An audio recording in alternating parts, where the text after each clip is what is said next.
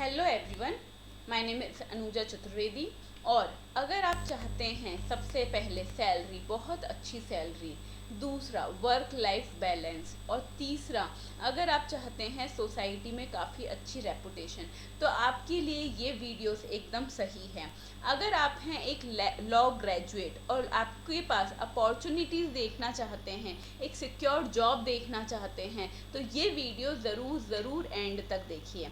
तो इस वीडियो में हम जो बात कर रहे हैं वो है पब्लिक सेक्टर अंडरटेकिंग की। तो पब्लिक सेक्टर अंडरटेकिंग होते क्या हैं? तो पब्लिक सेक्टर अंडरटेकिंग होते हैं एक ऐसी कंपनी जिसमें गवर्नमेंट जो है वो क्या लगाती है, इन्वेस्ट करती है। यानी कि इस कंपनीज की मेजॉरिटी ऑफ शेयर्स किसके पास होते हैं? गवर्नमेंट के पास होते हैं। तो ये वाली जो जॉब्स होती हैं वो क्या होती हैं? गवर्नमेंट जॉब्स होती हैं। और क्योंकि क्या करा गया है, पीएसयू ने, यानी कि पीएसयू ने किसके साथ एक मेमोरेंडम ऑफ अंडरटेकिंग साइन करा है, किसके थ्रू?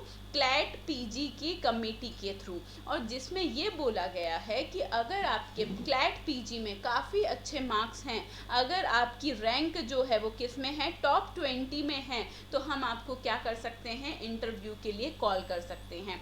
तो अगर आपको चाहिए पीएसयू में जॉब, एक अच्छी जॉब, तो आपके लिए सबसे ज़्यादा ज़रूरी होता है कि आप क्या कर रहे हो, क्लैट पीजी में टॉप 20 में रैंक ला रहे हो।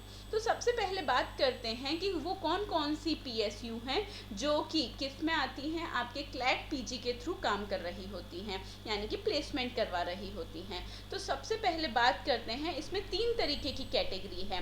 पहली होती है आपकी महारत्न टाइप की।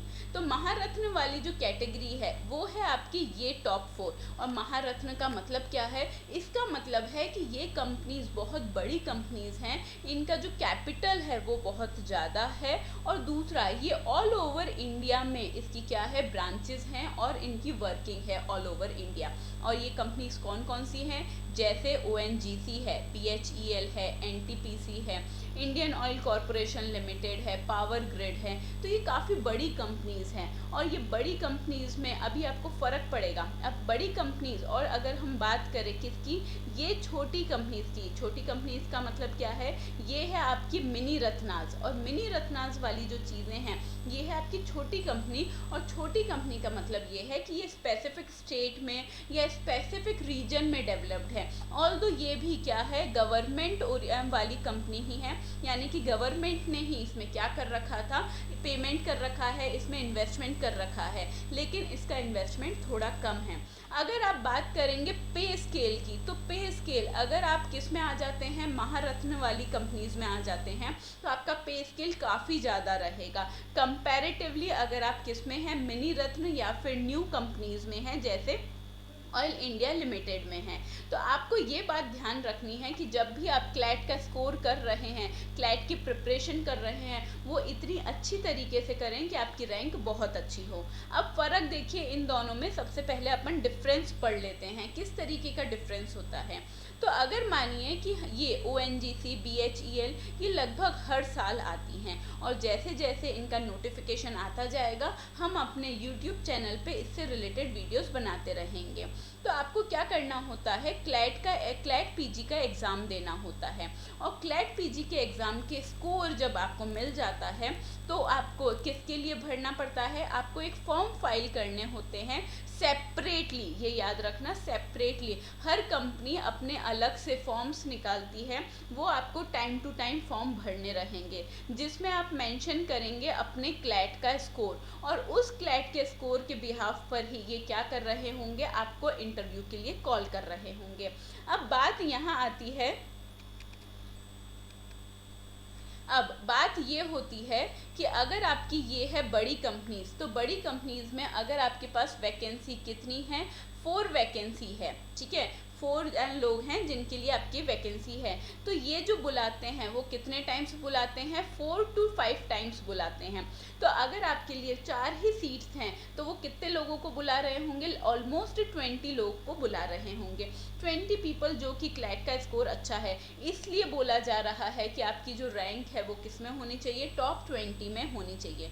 लेकिन इसके अपोजिट अगर आप किस में है, मिनी रत्नाज में हैं, इन कंपनीज में हैं, तो अगर इधर कितनी है, अगर इसमें सीट जो होती है वो कंपैरेटिवली ज़्यादा होती है, तो अगर यहाँ 5 सीट भी है या हम मानकर चले 10 सीट भी है, तो ये कितने टाइम्स बुला रहे होते हैं, 10 to 15 टाइम्स बुला रहे होते हैं। तो 10 सीट के लिए ये कितने लोगों को बुला रहे होंगे, 150 लोगों को बुला रहे होंगे।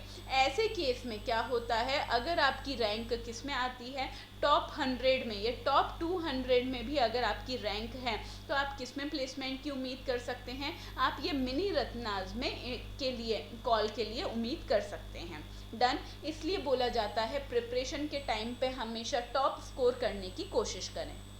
अब आती है बात कि ऐसा क्या क्या फ़ायदा है जिसकी वजह से हमें ये PSU के लिए जाना चाहिए। तो जब मैंने वीडियो स्टार्ट करा था तब ही बताया था कि इसमें सबसे पहला सैलरी अच्छी होती है, आपको सोसाइटी में रेपुटेशन अच्छी होती है और वर्क लाइफ बैलेंस होता है। इसी चीज़ को मैं प्रूव करती हूँ इन पॉइंट्स के थ्रू।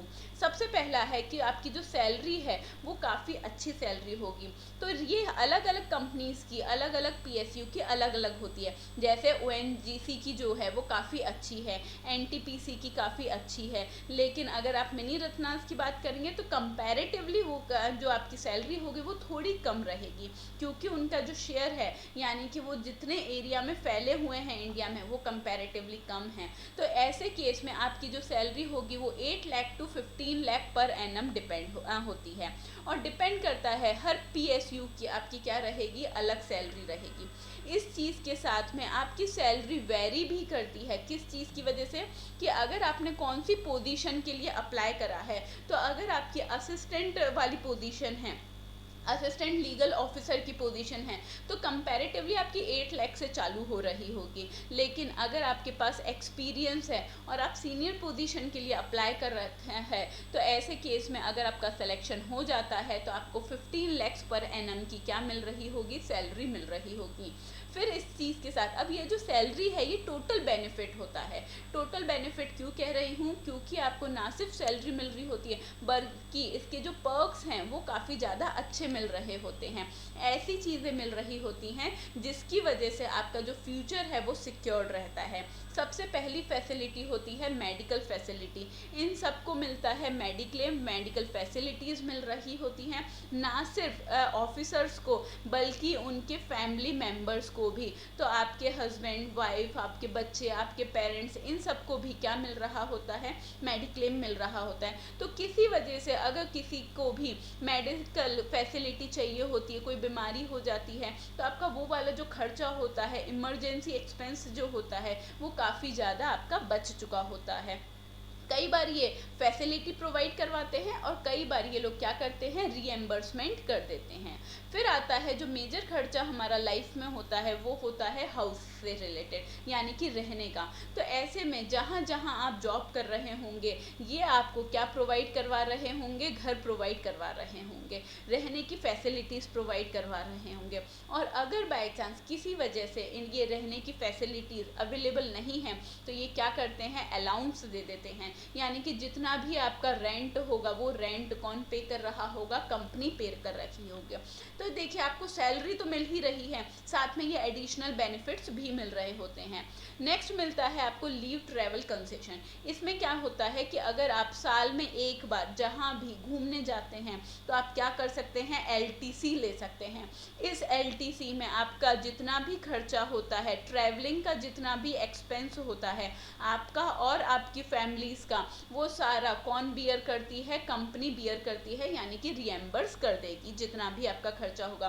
तो आपको सिर्फ क्या एंजॉय करनी है, छुट्टियां एंजॉय करनी है, खर्चा कौन दे रहा है, कंपनी आपको खर्चा दे रही होती है। साथ में ही आता है आपकी फ्यूचर को सिक्योर करने के लिए ये लोग देते हैं आपको पेंशन, इंश्योरेंस फैसिलिटी और प्रोविडेंट फंड की जो स्कीम है वो दे रखी होती है। तो जब तक आप जॉब कर रहे हैं तब तक ठीक है, बाद में आपको क्या मिल जाती है, पेंशन भी मिल जाती है, और इसी पेंशन के साथ आपका जो फ्यूचर है वो भी क्या हो जाता है, सिक्योर हो जाता है।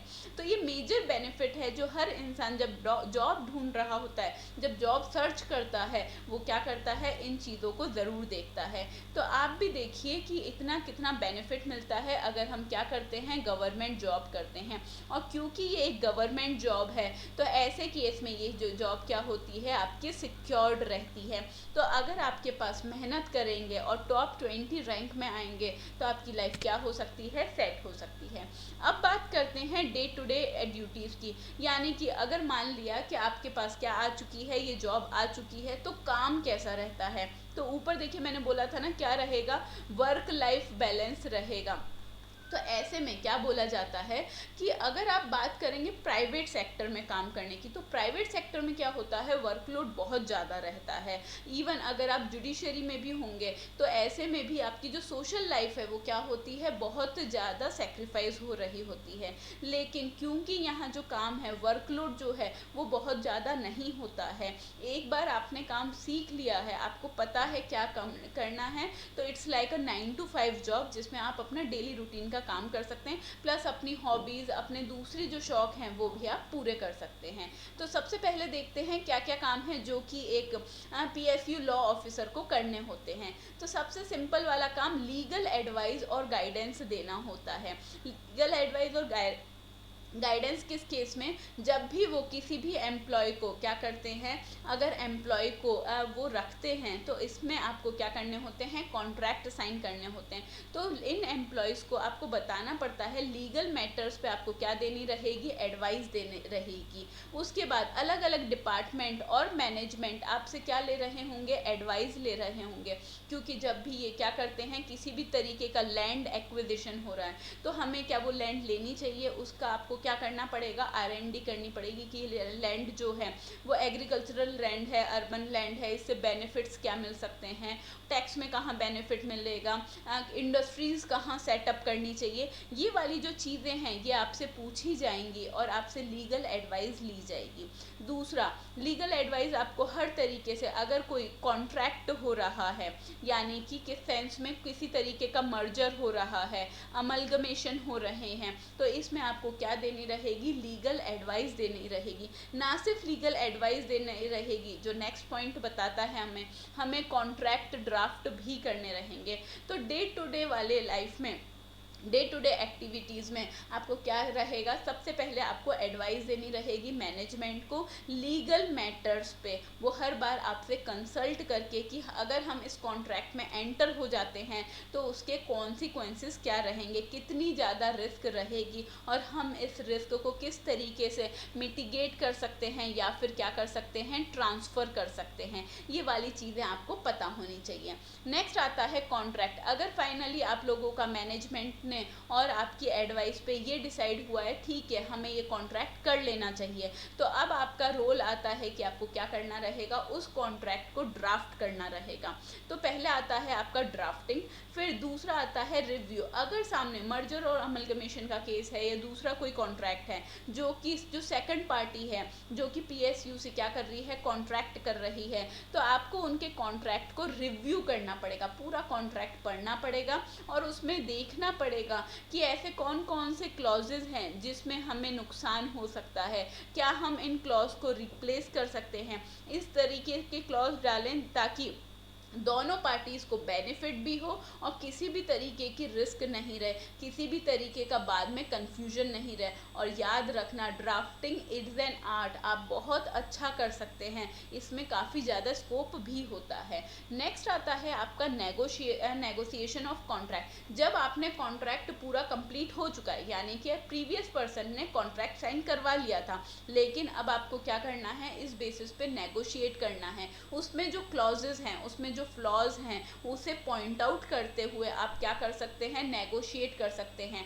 जैसे अगर मानिए किसी की जो प्रॉपर्टी है वो ऐसी जगह पे, हमने प्रॉपर्टी ले ली है, लेकिन अगर हम वो प्रॉपर्टी लेना चाह रहे हैं और वो प्रॉपर्टी ऐसी जगह पे है कि जिसके सामने क्या है, कब्रिस्तान है, तो ऐसी प्रॉपर्टी बहुत मुश्किल से बिकती है। तो आप इस बेसिस पे क्या कर सकते हैं, इस बेसिस पे आप अच्छे से नेगोशिएट कर सकते हैं। दूसरा आता है, वो प्रॉपर्टी ऐसी प्लेस पे है जिसका रीजन जो है वो डिस्प्यूटेड है, आप क्या कर सकते हैं, वो डिस्प्यूट सॉल्व करवा के आप कम पैसे में ये प्रॉपर्टीज दिलवा सकते हैं। तो इसमें आता है आपको क्या करना है, पूरे कॉन्ट्रैक्ट में उस प्रॉपर्टी से रिलेटेड उनके फ्लॉज निकालने हैं और बाद में क्या करना है, नेगोशिएट करना है।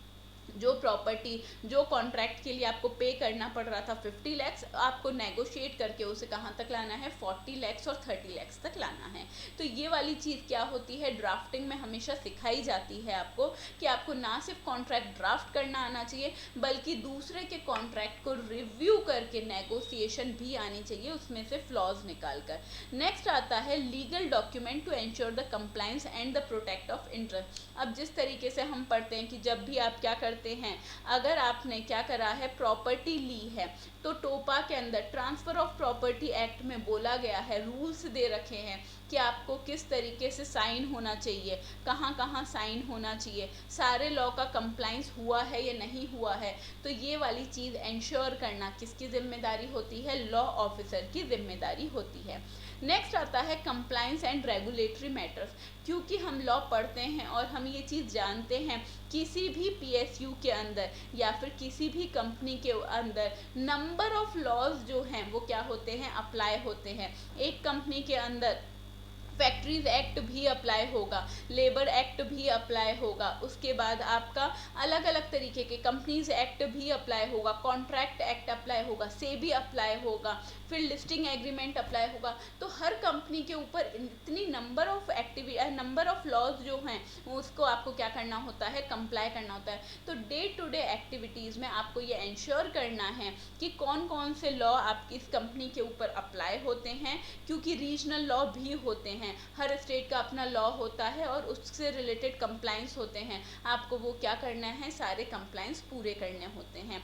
अगर कोई एडिशनल रूल्स आ गए हैं, रेगुलेशंस आ गए हैं, उन चीज़ों को ध्यान रखना होता है। मॉनेटरी चेंजेस अगर कोई भी आ गया है तो उसे अप्लाई करना होता है। तो बेसिकली आपको क्या करना है, आपको सबसे पहले पता लगाना है कि इस कंपनी के ऊपर कौन कौन से लॉ अप्लाई होते हैं और फिर उसका कंप्लाइंस करना होता है। अब ये चीज़ सुनने में कई बार आपको ऐसा लगता है कि यार ये बहुत मुश्किल जॉब है, पर ये मुश्किल जॉब नहीं है। मुश्किल जॉब क्यों नहीं है, क्योंकि जो आपके प्रीवियस ऑफिसर्स होंगे उन लोगों ने ये कंप्लाइंस कर रखे होंगे। आपको उन चीज़ों को रिव्यू करते हुए आगे बढ़ाना है, और प्लस आपको गाइड करने के लिए हमेशा आपके ऊपर एक पर्सन रहेगा, और प्लस आपके पास क्या रहेंगे, पुराने डॉक्यूमेंट्स रहेंगे, जिसके थ्रू आप क्या कर सकते हैं, ये चेक कर सकते हैं कहाँ कहाँ आपको कौन कौन से लॉ अप्लाई हो रहे हैं। तो आपको कोई भी चीज़ है क्या नहीं करनी है, ABCD से चालू नहीं करनी है, सिर्फ जो चीज़ कंटिन्यू चल रही है उसे और अच्छे तरीके से आगे बढ़ाना है। डन। फिर आता है आपका लिटिगेशन एंड डिस्प्यूट। अगर कोई आपके ऊपर केस चल रहा है, PSU के ऊपर कोई केस चल रहा है, कंपनी के ऊपर कोई केस चल रहा है, तो आपको उन्हें क्या करना होगा, उसके लिए प्रिपरेशन करनी पड़ेगी। बीइंग अ ग्रेजुएट आपको लिटिगेशन में जाना पड़ेगा, आपको डिस्प्यूट रिजॉल्व करवाना पड़ेगा, और इसी के करना उसमें आपको क्या करना होगा, लीगल डॉक्यूमेंट्स प्रिपेयर करने होंगे। आपको रिप्रेजेंट कोई और कर रहा होगा, क्योंकि आप एक एम्प्लॉय है, आप क्या नहीं कर सकते हो, PSU को कोर्ट के अंदर नहीं रिप्रेजेंट कर सकते हो। तो इसलिए आप क्या कर रहे होंगे, वो जो लीगल ऑफिसर होंगे उन्हें आप क्या कर रहे हैं, लीगल डॉक्यूमेंट्स सप्लाई कर रहे होंगे। आपको कंडक्ट रिसर्च करनी पड़ेगी, और उसके बाद और बता सकते हैं कि हम इस केस को किस तरीके से जीत सकते हैं। नेक्स्ट आता है work with the legal council when required. तो आप हर कंपनी का एक अलग से सेटअप होता है लीगल काउंसिल वाला, उन्हें आपको क्या करना पड़ेगा, असिस्ट करना रहेगा। तो आपकी मेन ड्यूटी नहीं रहेगी, आपको सिर्फ उन्हें डॉक्यूमेंट प्रोवाइड करवाना, रिसर्च करके बताना, ये वाला काम रहेगा, जो कि काफ़ी सिंपल रहता है। नेक्स्ट आता है आपका डॉक्यूमेंटेशन एंड रिकॉर्ड कीपिंग। जितने भी आपके एम्प्लॉयज़ आ रहे हैं उनके साथ के कॉन्ट्रैक्ट, जितने भी प्रॉपर्टीज़ का एक्विजिशन है उनके प्रॉपर कॉन्ट्रैक्ट, और ये सारी चीज़ें आपको क्या करनी है, मेंटेन करनी है। अगर आपने कंपनीज एक्ट पढ़ा है, और बाकी सारे एक्ट में क्या बोला जाता है, जितने भी डॉक्यूमेंट हैं वो क्या करने होते हैं, आपको 8 साल के लिए गुड कंडीशन में मेंटेन करने होते हैं। तो ये वाला जो मेंटेनेंस का काम होता है, ये किसका होता है, ये होता है आपके लीगल ऑफिसर का, यानी कि लॉ ऑफिसर का काम होता है। इसे अच्छी तरीके से संभाल के रखना कि आपका कोई भी पेपर मिसप्लेस नहीं हो, इलेक्ट्रॉनिक फॉर्म में हो तो कोई भी उन पेपर्स के साथ क्या नहीं कर सके, छेड़छाड़ नहीं कर सके। प्लस फिर आता है इंक्लूडिंग, इसमें आपको क्या क्या संभालने होंगे, कॉन्ट्रैक्ट है, परमिट है, लीगल करस्पॉन्डेंस है, इन सारी चीज़ों को आपको 8 साल तक, मिनिमम 8 ईयर्स तक संभाल के रखने होते हैं और इन अ गुड कंडीशन। और अगर आप ऐसा नहीं करते हैं तो क्या होता है, आपके ऊपर पेनल्टी लगती है। तो इसी पेनल्टी में आप क्या हो जाएंगे, फंस जाएंगे। तो ये कुछ ड्यूटीज़ हैं जो कि सिंपल होती हैं, गाइडेड होती हैं, जो कि अगर आप पीएसयू लॉ ऑफिसर बनेंगे तो आपको करनी रहेगी। नेक्स्ट आता है, अगर हमें ये काम अच्छा लगा है, ये सारी पर्क्स अच्छी लगी हैं, सैलरी अच्छी लगी है, तो बात करते हैं किसकी कि सिलेक्शन प्रोसीजर क्या होगा, हमें किस तरीके की मेहनत करनी है खुद के ऊपर कि हम वहाँ तक पहुँच सकें। तो सबसे पहले आएगा कि आपका क्लैट पीजी का जो स्कोर है वो क्या होना चाहिए, बहुत अच्छा होना चाहिए। बहुत अच्छे का मतलब ये है क्योंकि आपका क्लैट पीजी का एग्ज़ाम जो है वो कितने का होता है, 120 मार्क्स का होता है। तो आपको अबव 90 मार्क्स चाहिए होंगे अगर आप क्या करना चाहते हैं, टॉप में आना चाहते हैं। और उसके बाद भी अगर आप इसकी प्रिपरेशन करना चाहते हैं तो अनअकैडमी का जो प्लेटफॉर्म है वो आपको प्रिपेयर करवाएगा क्लैट पीजी के लिए, जहां आपको रेगुलर बेसिस पे क्या मिल रहे होंगे, वीडियोस मिल रहे होंगे। और ना सिर्फ वीडियोस मिलेंगे, आपके पास प्रैक्टिस मटेरियल भी होगा।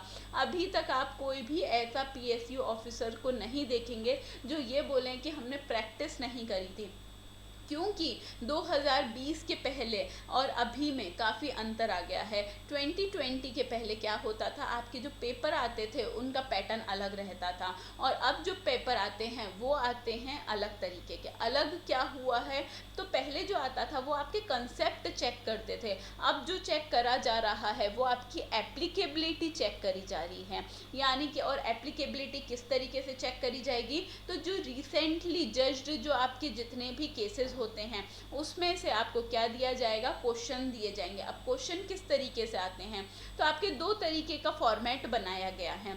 या तो आपके पास आ रहे होंगे 10 पैरा, जिसमें 12 पैराग्राफ आ रहे होंगे, जिसमें से वो क्या करते हैं 10 क्वेश्चंस ईच पूछ रहे होते हैं। तो ये कितना स्कोर हो चुका है, ये स्कोर हो गया है आपका 20 का, 120 का। या फिर आपके पास क्या आएंगे, बड़े बड़े कितने पैराग्राफ आ रहे होंगे, आपके पास 6 पैराग्राफ आ रहे होंगे, और उसमें से क्या कर रहेंगे, पर ये पैराग्राफ काफ़ी ज़्यादा बड़े होंगे और इसमें से ये क्या पूछ रहे होंगे, 20 क्वेश्चंस पूछ रहे होंगे।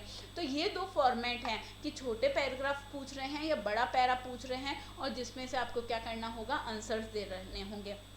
अब ये जो पैरा आते हैं वो कहाँ से आते हैं, तो रिसेंटली यानी कि पूरे साल में जो जज्ड केसेस हैं उनके जजमेंट में से एक पैराग्राफ उठाया जाता है और उसमें आपको यहाँ दे दिया जाएगा पेपर में। उस पेपर में आपको बताना होगा कि इसमें जज कौन थे, ये कौन सा केस है, इसमें पैनल में कौन था, रेशोज क्या थे, डिसेंडिंग मेंबर्स कितने थे, ये इसका लैंडमार्क केस कौन सा है। अगर आपका रिसेंटली जज्ड केस है तो ये कौन से लैंडमार्क केस के ऊपर ये जजमेंट दिया गया है रेफरेंस के लिए।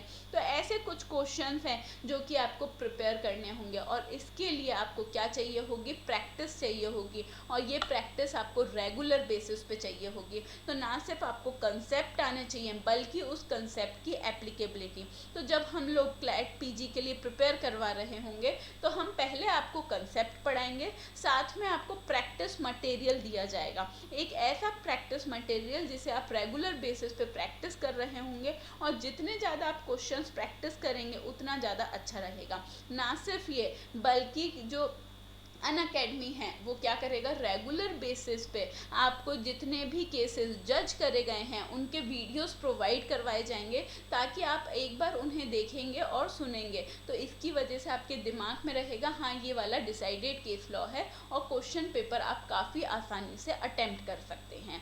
तो क्या बोला गया है कि अगर आपको महारत्न में क्या चाहिए, जॉब चाहिए, तो आपकी रैंक कितनी होनी चाहिए, टॉप 20 में होनी चाहिए। अगर आपको मिनी रत्नांश या न्यू रत्नांश में क्या चाहिए, रैंक चाहिए, तो ऐसे केस में आपकी रैंक जो है वो किस में हो जानी चाहिए, टॉप 100 में हो जानी चाहिए। क्यों, क्योंकि वो 5 टाइम्स बुला रहे होते हैं।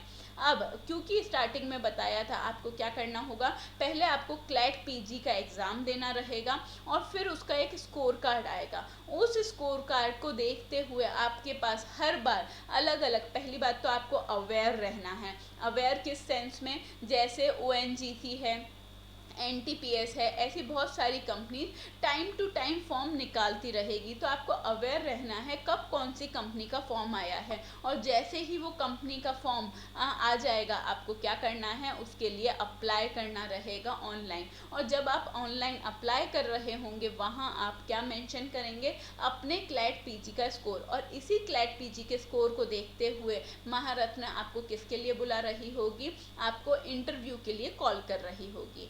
तो अगर आपकी फिर आता है, अगर आपकी लिस्टिंग, अगर आपकी रैंक अच्छी है और आपको शॉर्ट लिस्ट कर लिया गया है, किसके बेसिस पे, क्लैट पीजी के स्कोर के बेसिस पे, तो अब आपकी क्या निकाली जाएगी, एक मेरिट लिस्ट निकाली जाएगी, जिसमें अगर महारत्न है तो वो कितने लोगों को बुला रहा होगा, 20 to 25 लोगों को बुला रहा होगा। और अगर मिनी रत्नाज हैं तो आपको अब कॉम्पीट करना है इन 100 लोगों को, क्योंकि इन लोगों को अब ये किसके लिए बुलाएंगे, सेकेंड राउंड के लिए बुला रहे होंगे।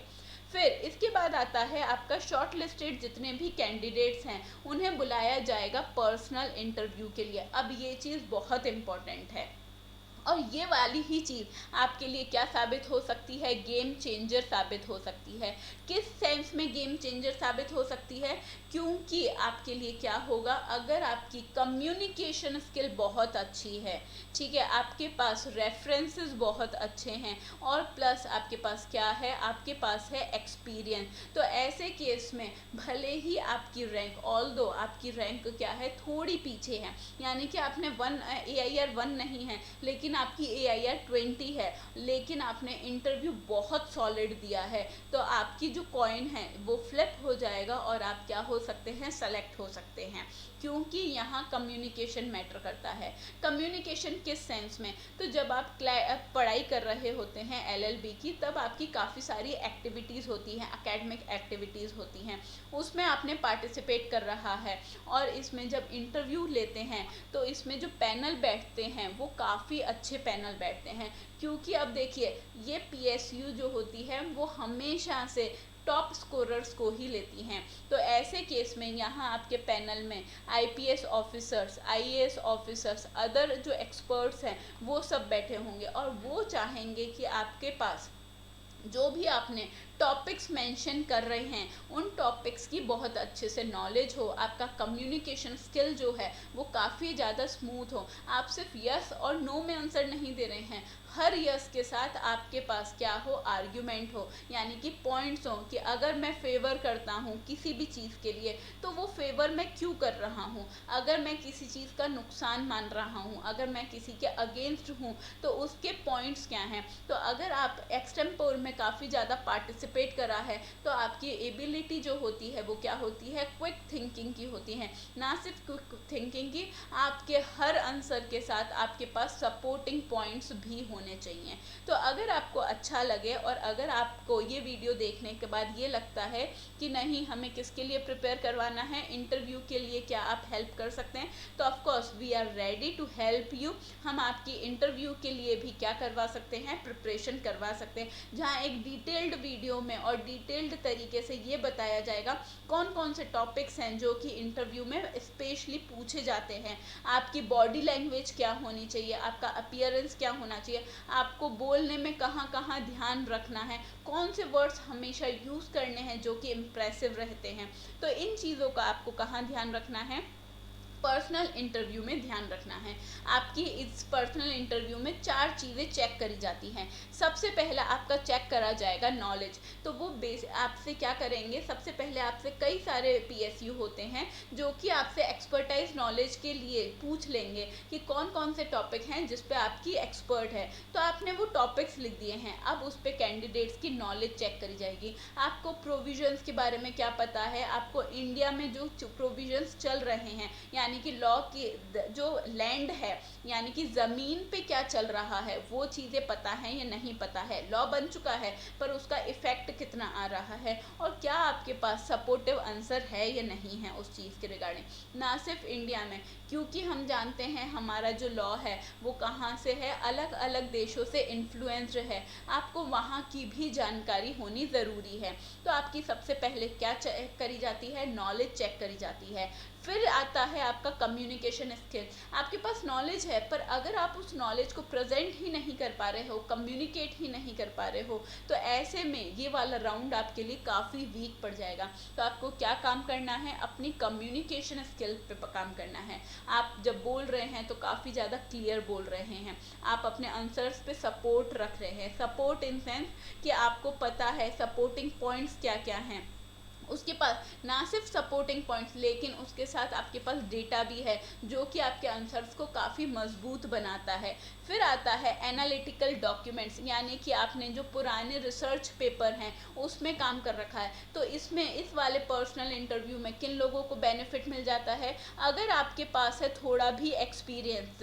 तो मैंने एक और वीडियो बना रखा है जिसमें मैंने जॉब्स बता रखी हैं अलग अलग तरीके की, जो कि आप LLB के बाद लॉ ग्रेजुएट्स दे सकते हैं। उसमें एक जॉब है जो कि सुप्रीम कोर्ट के क्लैरिकल प्लस रिसर्च ऑफिसर है।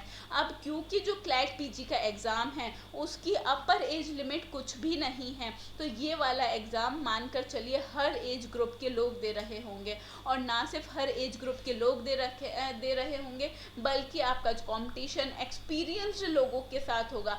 ऐसे लोग जिन्होंने अपना एक्सपीरियंस 2 साल जॉब कर रखी है, कहाँ, या तो सुप्रीम कोर्ट में जॉब कर रखी है या फिर कहीं अदर जुडिशरी में काम कर रखा है। तो अगर वो लोगों के पास क्या होंगे, अलग तरीके के एनालिटिकल डॉक्यूमेंट्स भी होंगे। एक ऐसे डॉक्यूमेंट, एक ऐसे एक्सपीरियंस जो कि आपका पर्सनल इंटरव्यू वाला जो राउंड है वो काफ़ी बेहतरीन कर सकते हैं। फिर आता है आपका क्लैट PG का स्कोर कार्ड, क्योंकि इसी स्कोर कार्ड के बेसिस पे आपको क्या करा जाता है, शॉर्टलिस्ट करा जाता है, और other necessary documents for the verification. अब इसमें एक बात ध्यान रखिए, कई जगह सबका ये जो रेशो होता है वो अलग अलग होता है। किस तरीके से, कई जो PSU होते हैं वो 60-40 का रेशो रहते हैं। 60-40 किस तरीके से, जो क्लैट PG का वेटेज है वो है आपका 60%, और आपका जो पर्सनल इंटरव्यू का वेटेज है वो कितना है आपका 40%। तो ऐसे केस में अगर आपका स्कोर काफ़ी अच्छा है तो आप ये पर्सनल इंटरव्यू वाला राउंड भी काफ़ी अच्छा क्लियर कर सकते हैं। क्योंकि भले आपका पर्सनल इंटरव्यू अच्छा नहीं गया है, पर क्योंकि आपका क्लैट PG का स्कोर अच्छा है तो ओवरऑल जो मार्किंग होगी वो आपकी काफ़ी अच्छी जा रही होगी। तो इसलिए आपको क्या करना है, दोनों चीज़ों पर ध्यान देना है। आपके नॉलेज पे ध्यान देना है, कम्युनिकेशन स्किल्स पे ध्यान देना है, एनालिटिकल डॉक्यूमेंट्स पे, और अगर आपके पास रेफरेंसेस और एक्सपीरियंस है तो आपके लिए गुड टू गो वाली चीज़ रहेगी। नेक्स्ट आता है डॉक्यूमेंट वेरिफिकेशन। अगर आप इंटरव्यू भी क्लियर हो जाता है तो ऐसे केस में आपको क्या करवाया जाएगा, क्लैट PG का स्कोर कार्ड, आपके ग्रेजुएशन की मार्कशीट और अदर डॉक्यूमेंट्स की वेरिफिकेशन होंगे। यहाँ एक इम्पॉर्टेंट पॉइंट है जो मैं बोल दूँ कि यहाँ क्या होता है, सिर्फ ये लोग एक लिस्ट नहीं निकालते हैं, 2 लिस्ट निकाली जाती है। एक तो होती है आपकी लिस्ट ऑफ सेलेक्टेड कैंडिडेट्स और दूसरी होती है वेटिंग लिस्ट। अब वेटिंग लिस्ट निकालने का कारण होता है, कई बार क्या होता है कि आपको PSU में जॉब मिल रही है लेकिन कोई दूसरा, मान लो कि मिनी PSU में मिल रहा है, आपको मिनी रत्नास में मिल रहा है, तो और उसी के जस्ट बाद जब तक आपका इसका रिजल्ट आया, आपको क्या मिल गया, ONC आपको बड़ी कंपनी में मिल गया, ठीक है, जैसे आपको NTPC में मिल गया है, ONGC में मिल गया है, तो आप क्या करेंगे, वो मिनी रत्नास वाले में जॉब नहीं कर रहे होंगे। तो ऐसे में ये लोग जितने भी PSU हैं वो 2 लिस्ट निकालते हैं, एक होती है आपकी सेलेक्टेड कैंडिडेट्स की लिस्ट और दूसरी होती है वेटिंग लिस्ट। अगर बाय चांस सेलेक्टेड कैंडिडेट्स जो हैं जिन्होंने इंटरव्यू भी क्लियर कर दिया है और आपका इंटरव्यू क्लियर नहीं हुआ है, तो ऐसे केस में क्या हो रहा होगा, अगर उन लोगों ने जॉब ज्वाइन नहीं करी है तो वो क्या करेंगे, जो वेटिंग लिस्ट वाले लोग हैं उन्हें बुलाएंगे और उन्हें जॉब ऑफर कर दी जाएगी। और बाकी के लोग जो होंगे वो कौन सी कैटेगरी के आ जाएंगे, रिजेक्टेड कैटेगरी के आ जाएंगे। डन। अब इसमें ही एक और बात जो याद रखनी है वो ये है, जो स्कोर कार्ड होता है वो हमेशा जब आप फॉर्म भर रहे होंगे तो 2 तरीके के स्कोर कार्ड होंगे। क्योंकि आपका जो एग्ज़ाम है 2024 क्लैट PG का, वो कब हो रहा है, वो हो रहा है आपका दिसंबर 2023 में। तो ऐसे केस में कई सारे जो होते हैं पीएसयू हैं वो 2023 वाला स्कोर कार्ड मांग रहे होंगे, कई वाले पुराना वाला स्कोर कार्ड भी मांगते हैं। तो ऐसे केस में क्या मांगना जाता है, डिपेंड करता है कौन सा स्कोर कार्ड वो मांगते हैं, उस बिहाफ पे ही आपका सिलेक्शन हो रहा होगा।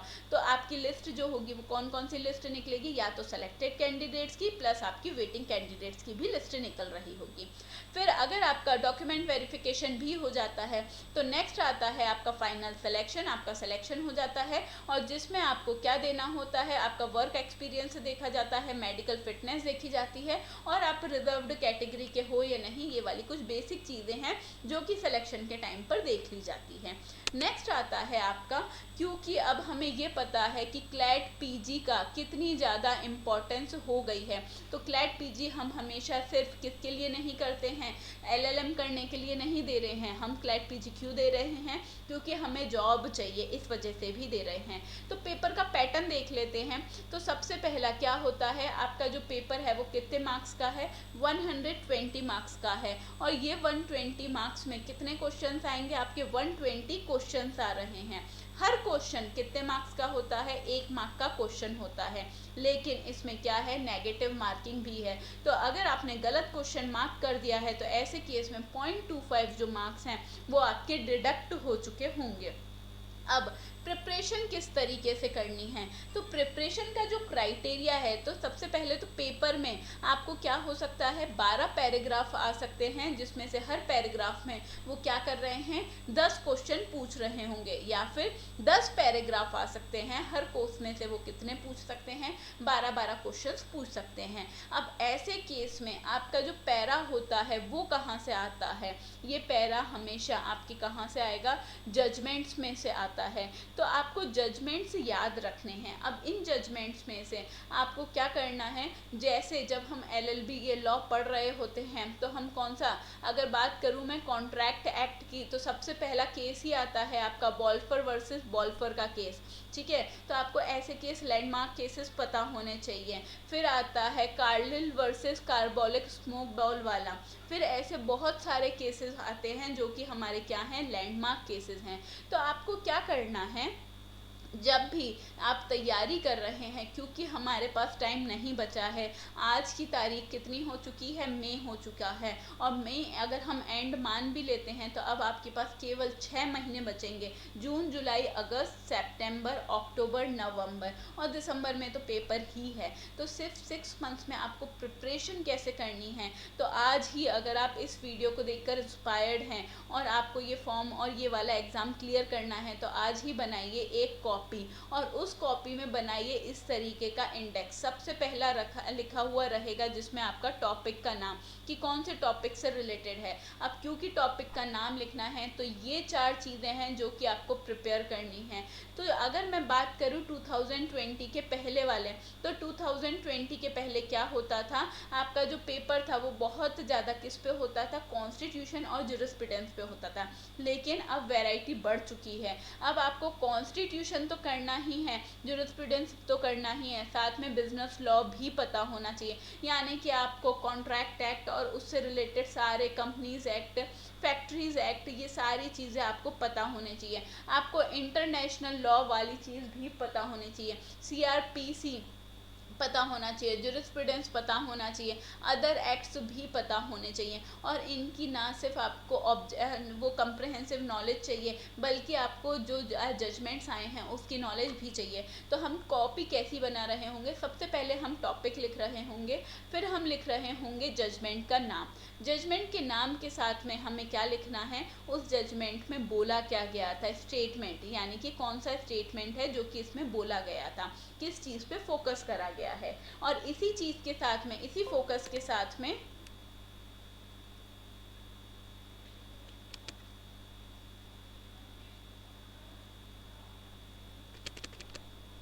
इसी फोकस के साथ में आपको क्या करना है, इसके साथ में ही आपको बनाना है। उसमें जजमेंट में क्या लिखा था, जजमेंट के साथ में पैनल के लोगों का नाम, यानी कि पैनल में कितने जज थे, उनमें से डिसेंट यानी कि मना किसने करी है, रेशो क्या रहा है जजमेंट का। ये कुछ चीज़ें हैं जो कि आपको हमेशा एक कॉपी में लिख कर रखनी पड़ेगी, ताकि एग्ज़ाम के जस्ट पहले आपने ये कॉपी रिवाइज करी और आपको सारे जजमेंट काफ़ी अच्छे से पता रहेंगे।